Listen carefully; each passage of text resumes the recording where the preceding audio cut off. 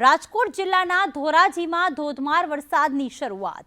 લાંબા સમયના વિરામ બાદ ધોધમાર વરસાદ વરસી રહ્યો છે, ત્યારે ધોરાજીના નીચાણવાળા વિસ્તારો પાણી થઈ ચૂક્યા છે।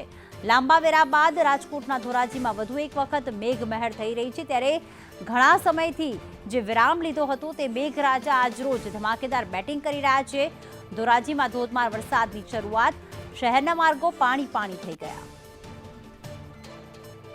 અલ્પેશ ત્રિવેદી અમારી સાથે જોડાઈ ગયા છે। અલ્પેશ, લાંબા વિરામ બાદ જ્યારે ધોરાજીમાં ધોધમાર વરસાદ વરસ્યો છે, ત્યારે કયા વિસ્તારમાં વધુ પાણી ભરાયા છે, વાતાવરણ કેવું બની ગયું?